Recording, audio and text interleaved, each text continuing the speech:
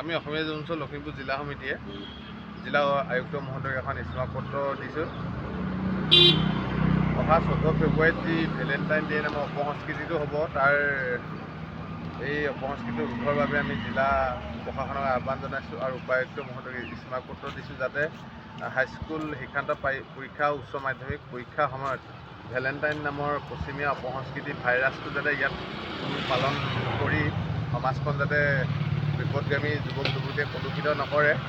যদি এনে কাৰ্য কৰিবলৈ হয়, আমি তেনে যুৱক যুৱতীৰ লগতে তেওঁলোকৰ অভিভাৱকৰ ওপৰত আইনী ব্যৱস্থা ল'ম আৰু ন্যায়ালয়ৰ কাষ চাপিবলৈ বাধ্য হ'ম। আৰু জিলা উপায়ুক্ত মহোদয় আৰু জিলা প্ৰশাসনে এনে অপসংস্কৃতি ৰোধৰ বাবে পদক্ষেপ ল'ব বুলি আমি আশা প্ৰকাশ কৰিলোঁ। অসমীয়া যুৱ মঞ্চ লখিমপুৰ জিলা সমিতিৰ তৰফৰ পৰা ধন্যবাদ। আমি অসমীয়া যুৱ মঞ্চ লখিমপুৰ জিলা সমিতিয়ে জিলা আয়ুক্ত মহোদয়ক এখন স্মাৰক পত্ৰ দিছোঁ।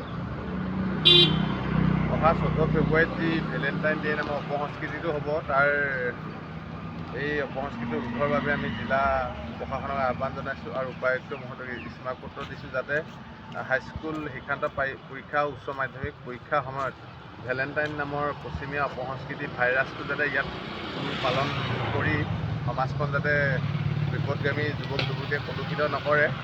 যদি এনে কাৰ্য কৰিবলৈ হয়, আমি তেনে যুৱক যুৱতীৰ লগতে তেওঁলোকৰ অভিভাৱকৰ ওপৰত আইনী ব্যৱস্থা ল'ম আৰু ন্যায়ালয়ৰ কাষ চাপিবলৈ বাধ্য হ'ম। আৰু জিলা উপায়ুক্ত মহোদয় আৰু জিলা প্ৰশাসনে এনে অপসংস্কৃতি ৰোধৰ বাবে পদক্ষেপ ল'ব বুলি আমি আশা প্ৰকাশ কৰিলোঁ। অসমীয়া যুৱ মঞ্চ লখিমপুৰ জিলা সমিতিৰ তৰফৰ পৰা ধন্যবাদ।